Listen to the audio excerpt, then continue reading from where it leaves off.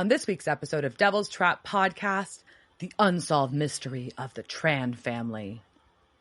And speaking of mysteries, pull my finger. Always funny, never funny. Discuss. Let's do this.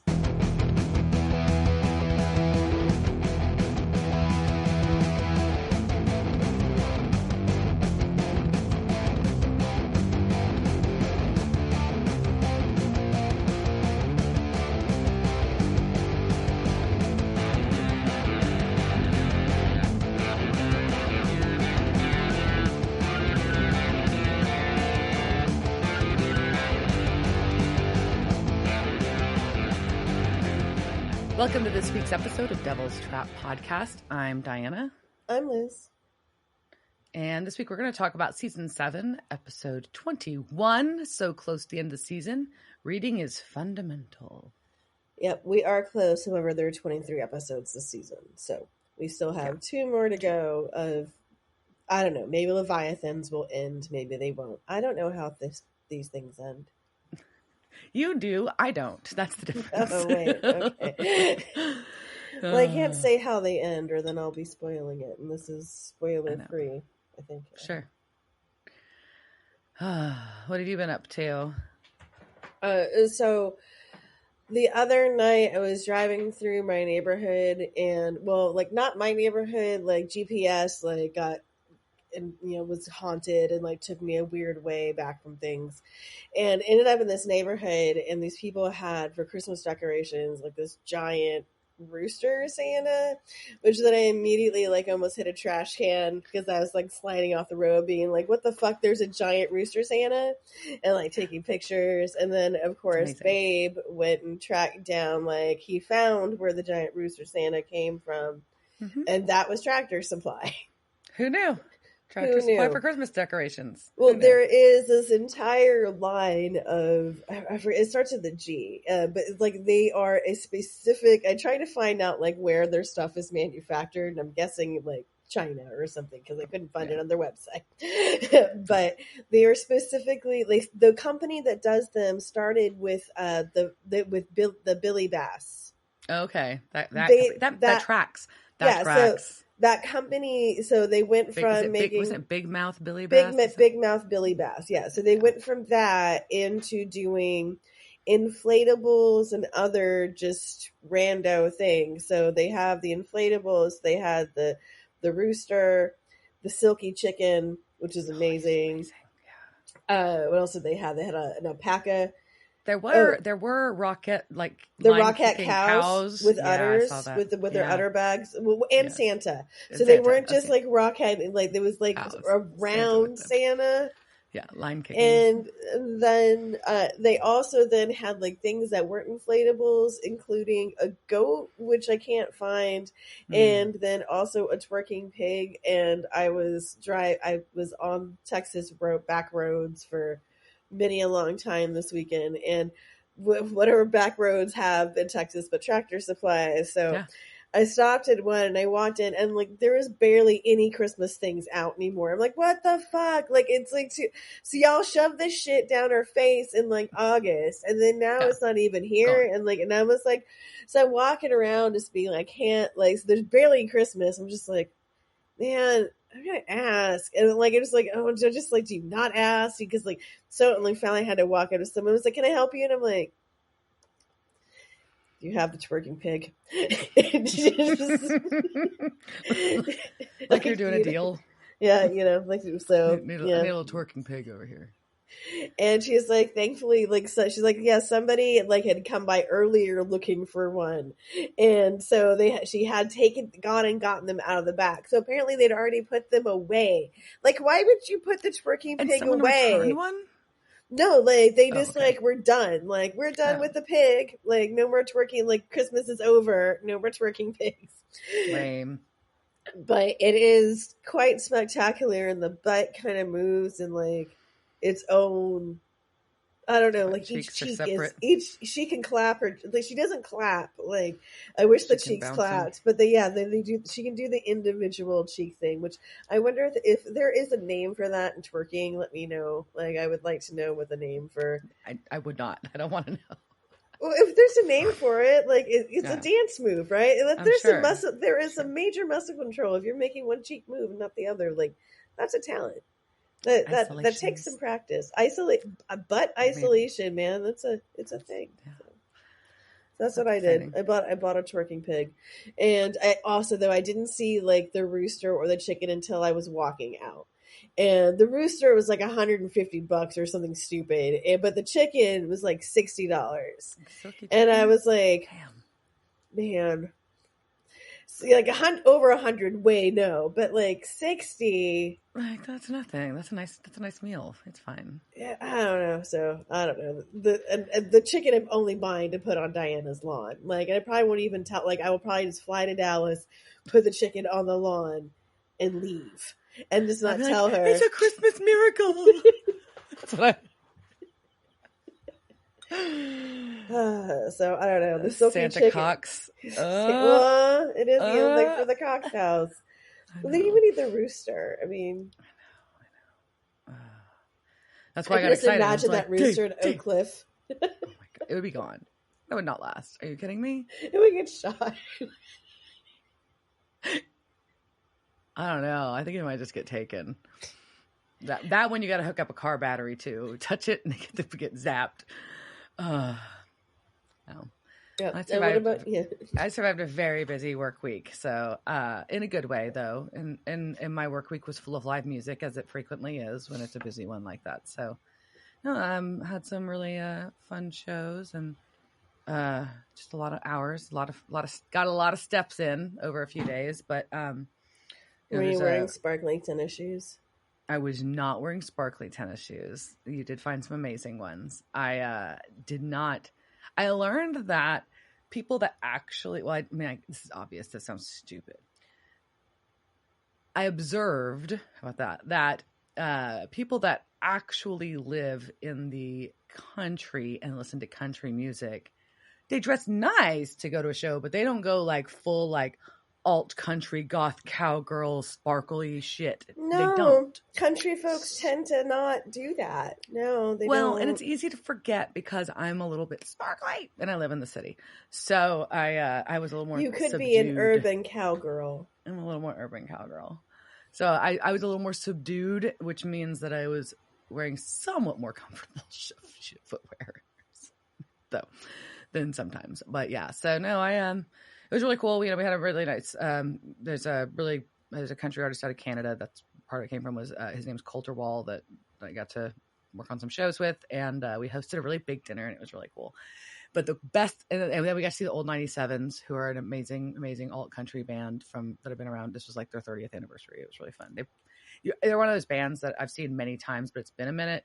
And it was reminded how just fucking good they are, which is cool. But one of the meals I got to have as part of a big catered meal was this folks that I know that have a farm out in Rockwall, Texas called Tate Farms. They did the catering and they built a Tex-Mex charcuterie board. That sounds wonderful. I don't want to put down their amazing, like their farm-raised beef chili Frito I'm sure pie that's fine, or their whatever. brisket. But that was like a Frito pie. Like also, like, no, that was separate. Yeah, Frito okay. pie. It was good, but I mean, it was their beef, so it was excellent, But like, and then their brisket was to die for. Didn't need a drop of sauce, and I'm a sauce person, so that says a lot. The fucking Tex-Mex charcuterie board. There was multiples of them, and it was giant. It was feet long, and it had fajita meat and pork and chicken and tablitas and tamales, and I had to explain to multiple people what tablitas were, and it was delicious, and I was very happy about it. And mostly it was just pretty, so it was cool. It was just like a really like well done setup. That's very smart. No, it's super. I like when people get clever with things like that and be like, "Oh, hey, here's this thing," and like, "Here's my spin," and it's way better. Like, and blow your mind. Like, it's way better than the original was. Yeah, and it's like, well, it was served family style, so you got that, and you got a couple things of tortillas, so you could just eat it on its own. People could try things, like, and the tamales were cut up, so you could have like a little bite of a couple. It was just so smart. Loved it. So yeah, so that's my. I'm like, everybody's like, how was the show? I'm like, show's fine, but let me tell you about this food because let's But no, so no, it's been a very good, busy few days, and I am in full Diana self-inflicted chaotic baking mode like I do every year. and it's a love hate. I don't actually, it's never a hate. It's a love stress, self-induced. I know, but made progress. So marathon keeps going. I'm disappointed in Netflix number of entertaining Christmas movies this year, so I'm gonna have to move on to the other channels, the other streamers. Yeah, I'm sure a lot of it has to do with the strike, and I think it just fucked everything up. Yeah, like they're probably like next year going to see like 20,000 more.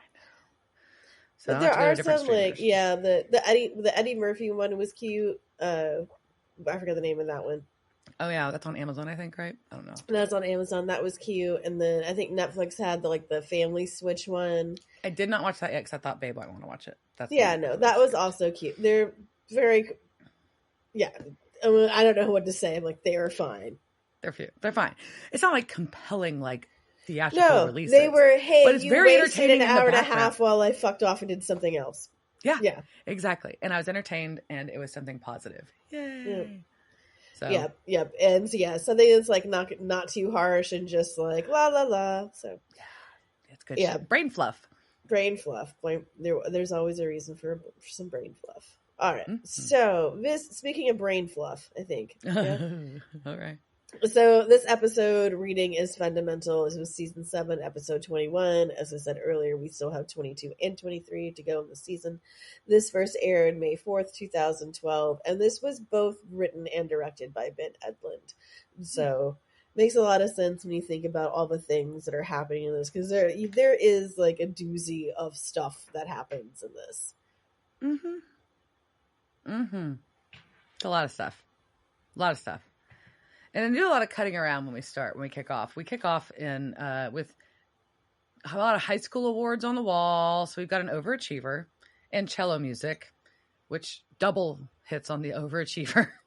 And we learn that this young man's name is Kevin Tran, and he lives in Neighbor, Michigan. And we're kind of cutting back and forth between him practicing cello and Sam and Dean in a warehouse in South Chicago, setting up to try to bust open the rock around the rock that they stole from Dick's Rock. Yeah. But lots back and forth. And we figure out that Kevin, talking on the phone to his friend, he's just super obsessed with like perfect grades, perfect scores, perfect SAT, because he wants to go to Princeton. And that's all there is for him is Princeton. So, Sam and Dean are starting to unpack Dick's Rock and beat on it, and they got safety glasses. I don't know. Important. And there's nothing really like euphemistic about the Rock, but like when you start talking about like they're beating Dick's Rock, like I can't help it. I don't know. It's like giggle mode.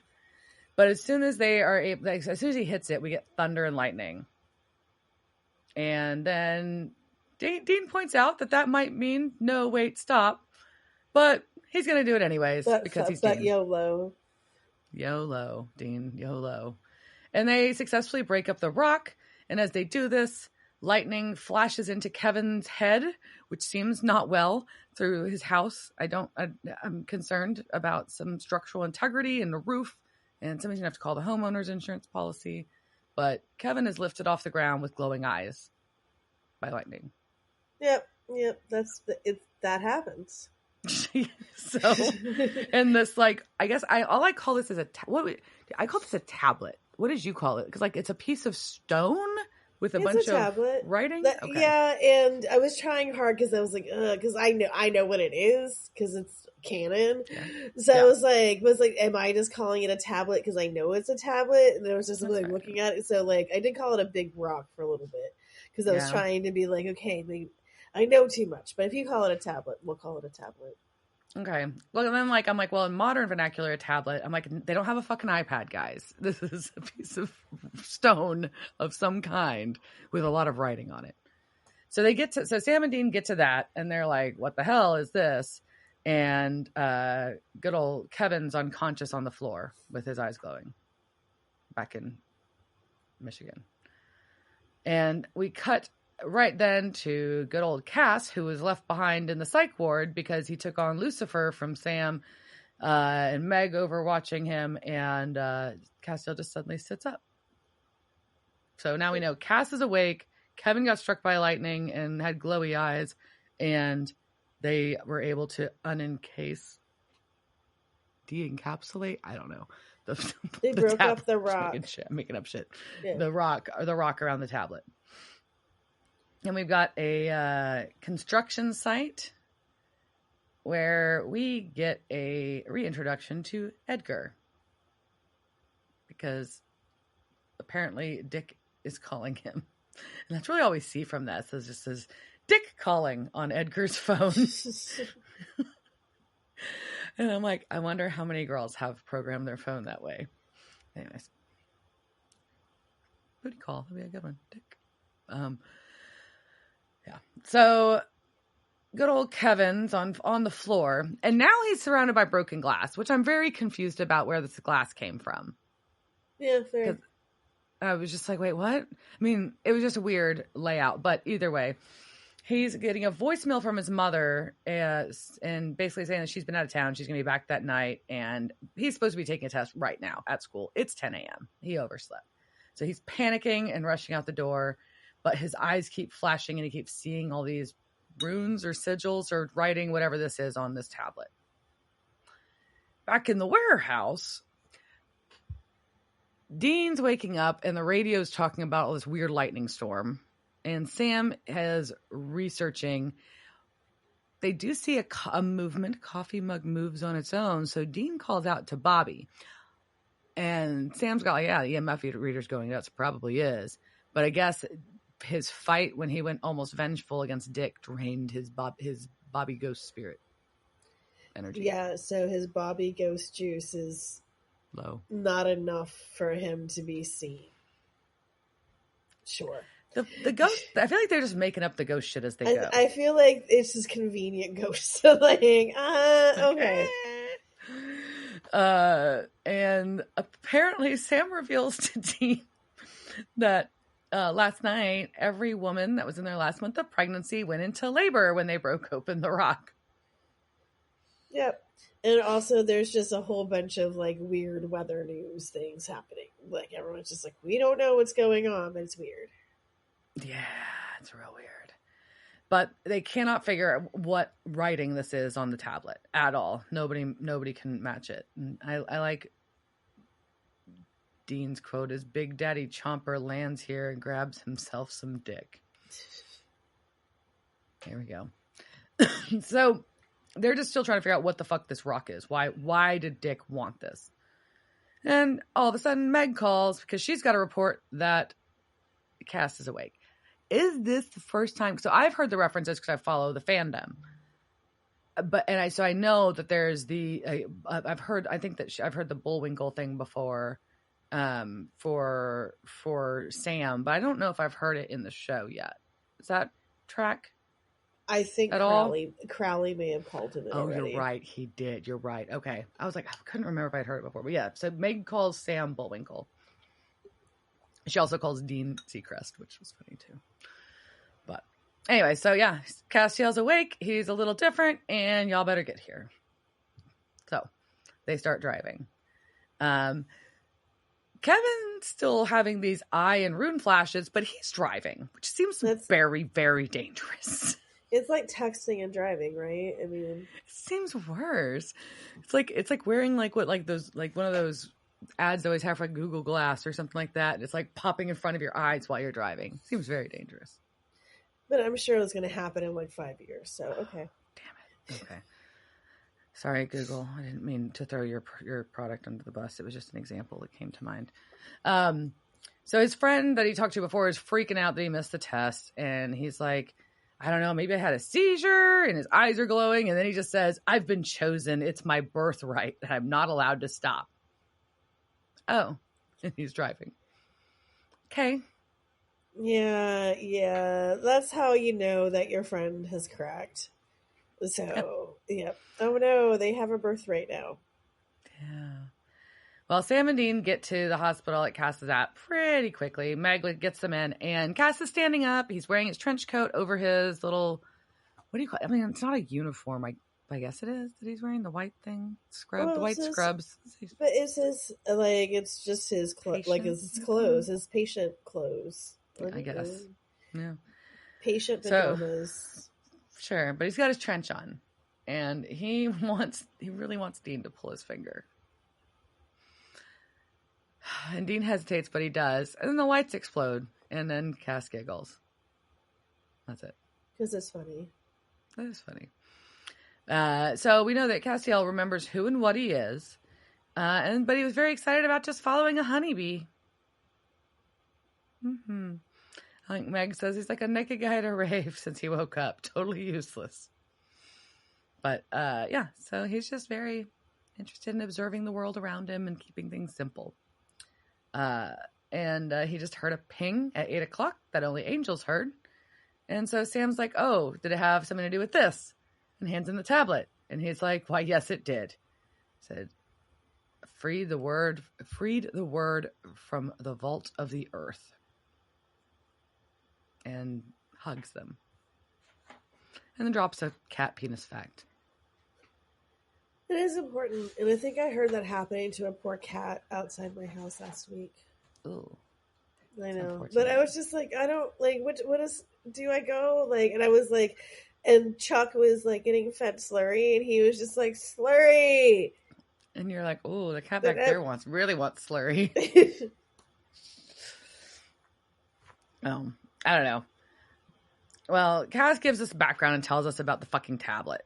It was written by Metatron, who was the scribe of God, basically, right? I mean, is that, I guess, the easiest way without going back and forth. Not the Transformer, Megatron. This is Metatron. And it wasn't meant for angels to read. It's meant for humans. And the Meg really wants to look at it, and Sam and Dean won't let her. So Cass gets pissed and poofs out because he does not like confrontation or conflict. And he drops the tablet and it breaks. So Dean's going to go find Cass because Meg's like, oh, he's chilling in the day room. Duh, that's where he'd be now. So Dean goes to find Cass while Meg wants to appeal to Sam about this. And so somehow they end up bullshitting about this and wandering out into the hallway and leaving this very important tablet broken on the floor of Cass's room unattended. Yeah, what the fuck? Even if, like, you don't know what it is, like, you know what it is. Like, you know how hard you fought to get it. Like, somebody told that from Iran. Like, what the fuck do you just, like, also, like, why aren't you wearing gloves? Like, all of you, like, this is a very, the fuck is wrong with you? Yeah, it's so anyways. Annoying. So, you deserve what happens. Which means that somebody yanks it. It's gone. And then they see Kevin running outside, holding it to his chest. My poor dog is going to, like, freak out in a minute, by the way. Because I keep saying, Kevin. Oh, fair. We'll try, like, I mean, I just generally refer to him as his full name, so that may help if you just say Kevin Tran. Kevin Tran. Maybe that'll help, yeah. So Meg and Sam are easily able to chase down Kevin and are very annoyed that he's just some random human teenager. And he introduces himself as Kevin Tran, in advanced placement. Please don't kill me. Okay. Reasonable. And he literally, well, look, it appears that he literally cannot let go of the tablet. So, either way, we've got Dean and Cass back in the day room. And Dean's, like, kind of annoyed with Cass. He's like, you just broke God's word, and I need you to get your coat on and help us take down Leviathans. And Castiel's like, nope, sorry, and holds up the board game, sorry. So they're going to play sorry. I guess. I don't know. So, with Sam and Meg are talking to Kevin they're back in the room, they're in Castiel's room, and he's like, I know what Kevin Tran's like, I know the tablet's for me, I just don't know what the fuck it is. And he opens it up, and he puts the pieces back together. That's kind of cool. And they just kind of, like, glue themselves back together. That's fancy. That's a good trick. Yeah. I'd like to be able to do that with things if I broke them. But back in the day room, Cass was just talking about, he's just, we were really just unsure about, like, which monkeys would make it. And, y'all did. And it was you weren't as good at poetry as the other guys, but, y'all ate the apple and invented pants. So he's just, like, pontificating about, like, creation. But that's just what Cass is doing. And Dean is real impatient about this shit. Kind of reasonably so. This is kind of an intense moment. And Cass is just kind of back. But also, Cass has been, like, gone basically for a while. So what do you expect? Him just to be like, hop 2? I don't know. It's just kind of weird dynamic. But they're just playing sorry while they're having this combo. And so Cass makes a pun, says we live in a sorry universe. Ha, ha, ha. So Dean's like, yeah, but you kind of, and you know, you did make some of the rules though, and you try to become a god and cut a hole in the universe. Ta-da. And Cass just wants to play the game, and Dean flips and tells him to forget the game. Flings it off the table. Well, and like just like it happens inevitably, like in a household. With any board game? With any board game. Somebody gets mad and throws it on the floor. I kind of want to. We had very different families. Okay. Moving on. So he throws the sorry board, and we go back to Kevin and the Blair Witch tablet. The Blair Witch tablet. It just kept making me nauseous, and I couldn't figure out how else to describe it. It made me nauseous, like the Blair Witch camera makes me nauseous. Yeah, that's reasonable. So Kevin's able to kind of read it, and he starts asking questions like, what's a Leviathan? Oh, it hurts to read it, like I'm looking through someone else's glasses, which does suck. But talks about how Leviathan came to be, and that God locked it away, and he's come to the realization that this shit's real. And just Sam's like, yes, and how do you kill them? He's like, well, it doesn't really read that way. And Meg goes all demonized and scares the fuck out of Kevin, which is kind of funny. And then there's angels, and they fling Meg. Angels aren't very nice, as we've learned. So we've got this blonde angel. We find her out. This is Hester. Is talking about observing a quote demon whore in a Winchester again. Ouch. And then basically is telling Sam to step away from the prophet, referring to Kevin. Oh, okay. And apparently he is the sole keeper of the word on earth. We are here to take you. But there's Hester and there's a dude angel, Ineas. I forgot how to say his name. Ineas, yeah. And Meg's like, nope, you're not going to take him. You're not going to kill us. I have a blade. Ta-da! Here's the angel blade that I got from Cass. So Cass shows up then, luckily, because he knew there was angels there. And Hester is pissed because the last time they saw Cass, which was easy to forget, I didn't remember this even. And I'm like, oh, fuck, do angels hate him? Maybe. Because he went up and he smote a whole fuck ton of angels and then was like, BT dub, I'm going to be God. This is my big scary speech. Deuces. And then he just disappeared and went to Earth and tried to tear a hole, and that made the Leviathans. Then he walked into the water and we thought he was dead.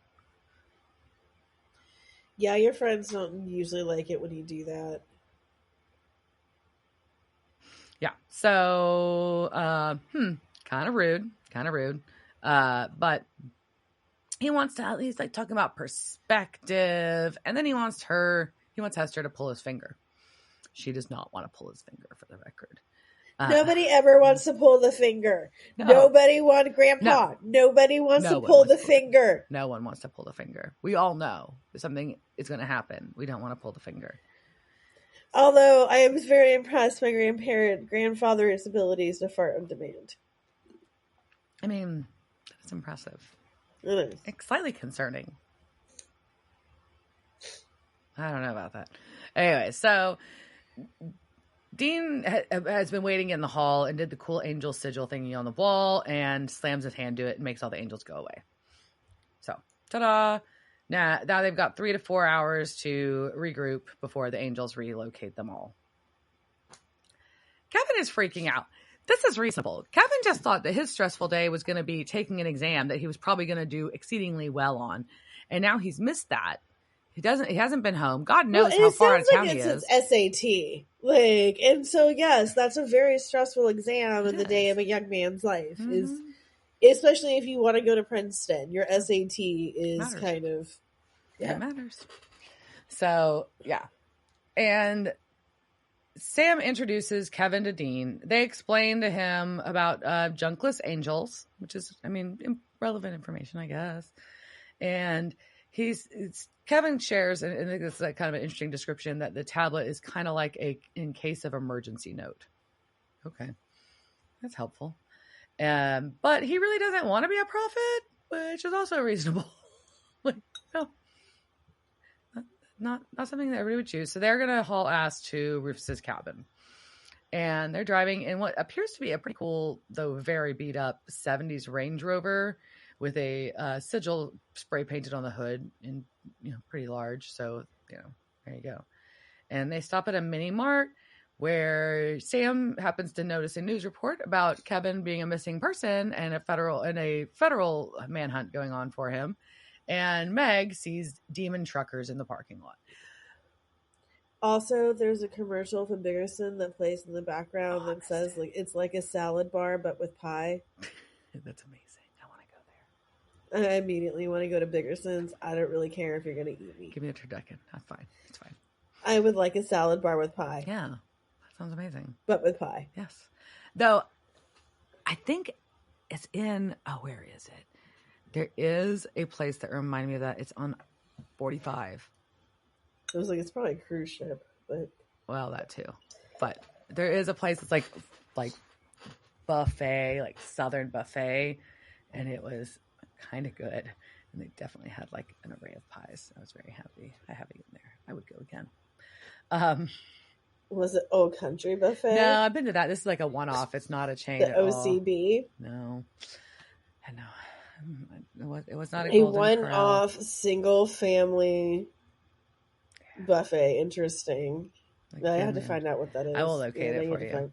I'm sure it's been on Diners. That sounds like something that would be on Diners, Dives. Diner, Drivers, and Dives. That one. Yeah. Triple D. Mm-hmm. With Guy Fieri, who I love. Anyway, so they're like, well, this is bad. There's also demon truckers, which also sounds like a psychobilly song. It's not a band. I was going to say a song. It's a psychobilly song. I'm pretty sure it's a psychobilly band. If there hasn't been a band named Demon Truckers, I would be very surprised. Same. So they're making it, but while they're driving, Cass calls Mag, and he's in Perth, surrounded by unhappy dogs, and they piece together that he is at a dog racing track in Australia. And Meg shares that they're unhappy because the rabbit isn't real, or is already dead. So.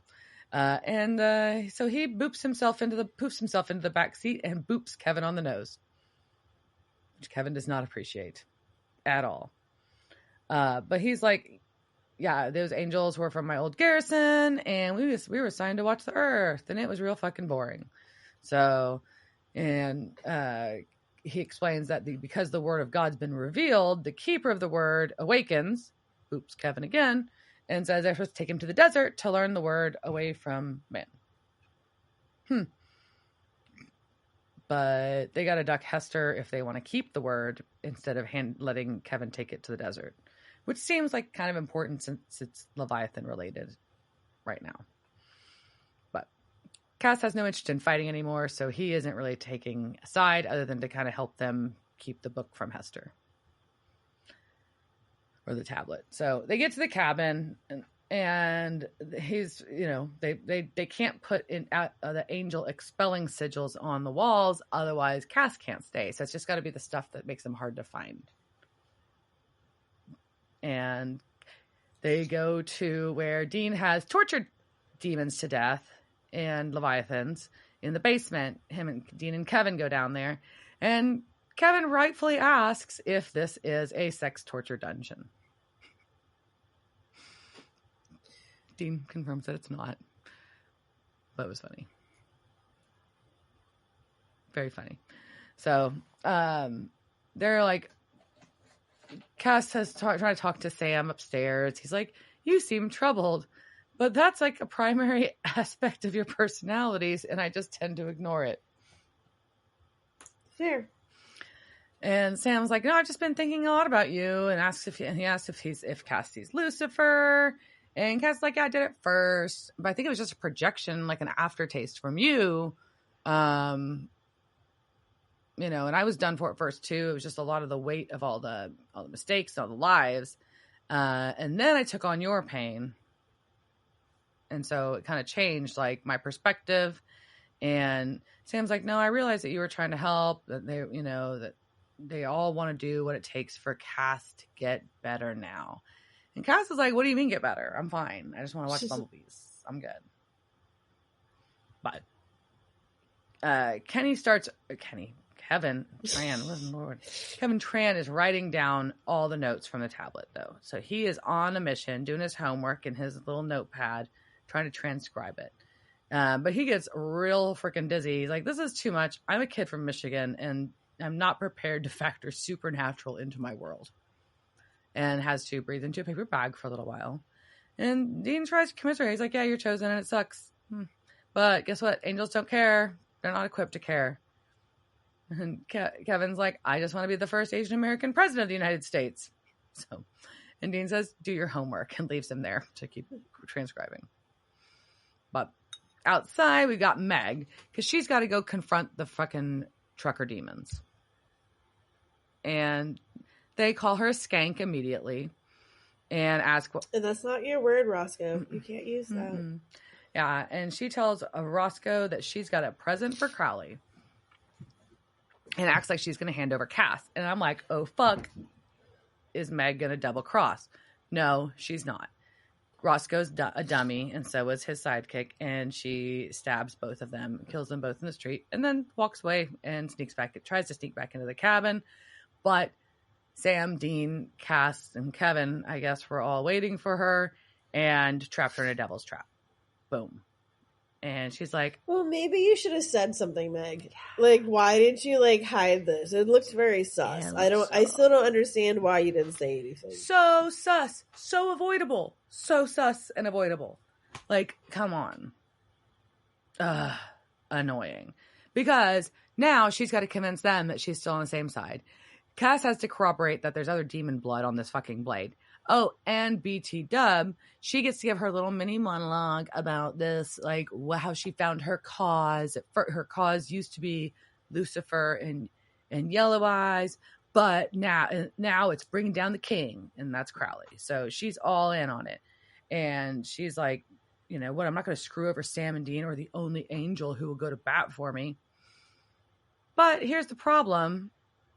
Her killing these demons has now put a beacon on them to the angels. So now the angels know where the fuck they are.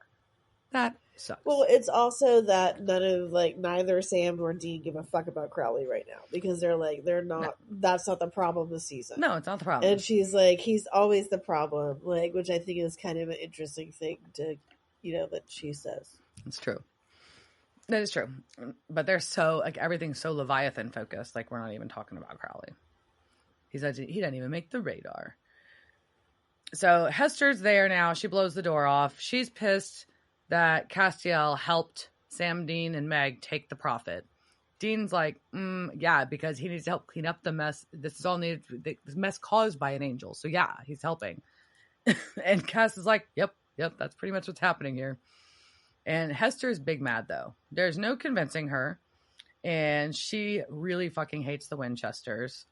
Apparently, and wants Dean to pay, and Cass has to intervene, and Hester loses her shit and is just like punching the shit out of Castiel. But Meg kills Hester. Surprise! That's kind of like, I was kind of worried about a lot of blowback in the scene when that happened. Because as it feed into the perception about Meg being a demon and being on the other side, but she just killed a demon, she killed an angel, but she's got this weird attachment with Cass, and is it just because it's to her benefit, or is it because her and Cass bonded because she was looking after him, because she seems to like him, because he looks after her, or like seems to like her? It's a very odd, like, I was like, oh shit. But, well, we kind of do like a little scene cut to the next morning or whatever. And Ineas is like, hey, Castiel, you should come with us. And Castiel's like, no. Kevin's finished transcribing the word. He gives it over to Sam. There's 2 new angels now hanging out. And Ineas is like, hey, we're going to take the keeper home, and we're just going to look after him there, because that seems better than taking him to the fucking desert. And then maybe he can, like, take his SATs, I guess, or something. But they flap out. And Dean realizes that he can't find Meg, though, right now. And Sam searches through the tablet transcription, and he found the line about how to kill a Leviathan. Slay by a bone of a righteous mortal, washed in the 3 bloods of the fallen. First being a fallen angel. So Cassius holds his arm out, says, always happy to bleed for the Winchesters. And I don't know if he's being slightly sarcastic or serious. No, but then he also like just kind of like poofs his blood into a little bottle, and that just seems really convenient. It does. Make blood tests a lot easier. Right? Ugh. So Dean's like, well, Cass, what are you going to do? And he's like, I don't know. And he poofs out. Back at good old Kevin's house, though, he is getting returned by 3 angel men in weird suits, and his mom is very upset. And there is this federal investigator who was on the news there with her, and she's like, who are these guys? And Kevin's like, it's cool, they're keeping me safe. And the bald cop guy's like, rock beats scissor. And I'm like, what is this guy talking about? This is real weird. And then he reaches inside the angel and makes one of the angels do the black veiny thing, and black goo come out of his mouth. And then he does it to the other one and says, Leviathan beats angel. No! It's Edgar. The fad was Edgar all along. Yeah. So now we don't know. That's how it ends. That's it. God damn it. So, yeah, do you have any curtain? Yeah, we got a couple. Casting couch. Casting couch. It's the casting couch. Were they on that show that time with that guy? La la la la la la la la la la la la. Yeah, so for cast we've got this week, Kevin Tran was played by Osric Chow. He was Nima in the movie 2012. He was the blacksmith's assistant in The Man with the Iron Fists. He's been a reoccurring character named Ryan in the Flash series, and also a recurring character in the Nancy Drew series recently. Hester was played by Emily Holmes. She's been in episodes of shows like Dead Like Me, L Word, Fringe, Alcatraz, Lucifer, and The Order. She was Ashley in Snakes on a Plane. We have to make that reference anytime I will. And she was one of the moms in the Wicker Man movie.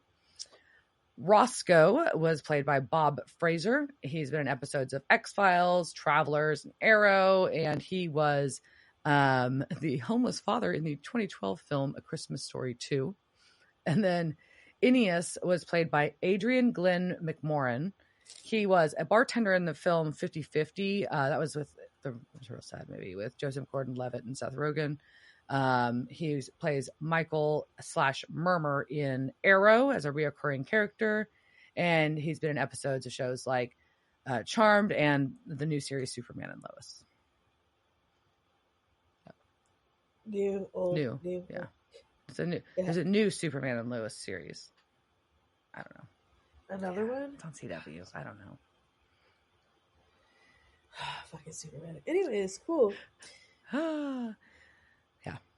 So what'd you think of the episode? So there was, I really liked some of the info that we got in this episode. Like, I think it really brought us around a lot of the storyline. Finally, okay, we've got a fucking lead on the Leviathan story, right? It's not just, there's an end in sight. This is not just an unkillable big bad that will last for eternity, but it's also it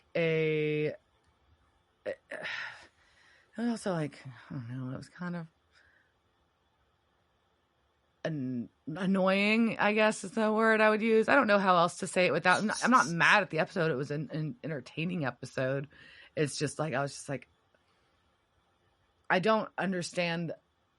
I feel like the way the writing is with the relationship with the Meg and the Winchester brothers. I think that she understands the relationship. They're not on the same, like, they're not friends, but they're on the same team, and they don't seem to get that, but she kind of has a perception about it.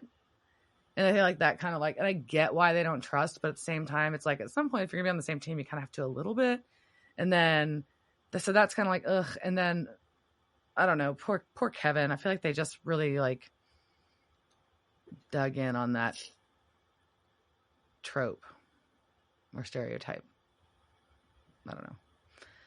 And then, but other than that, like, I was like, oh shit, Hester gonna be a big bitch in this, and then Hester's dead real fast. I was like, oops, I miscalculated that. So she got too mad, went too far, got herself killed.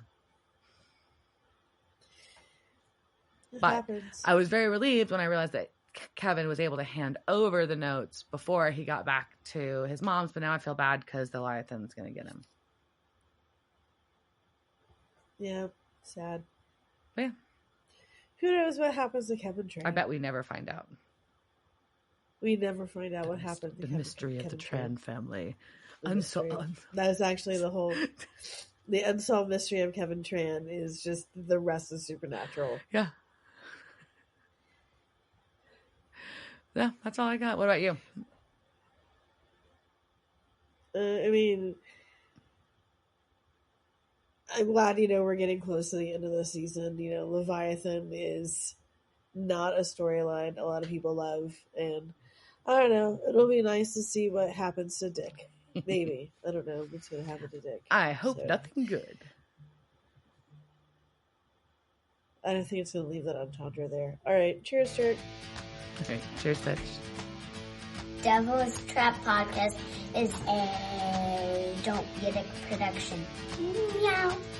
Devil's Trap Podcast is part of the Ship It Studios podcast network. Thanks for listening to this week's episode of Devil's Trap Podcast.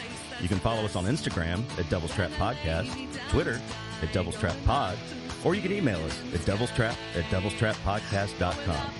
Don't forget to subscribe, leave reviews, and share with all your friends. We're at all your favorite podcast outlets and at devilstrappodcast.com. I'm Babe. Thanks for tuning in, and we'll see you next time.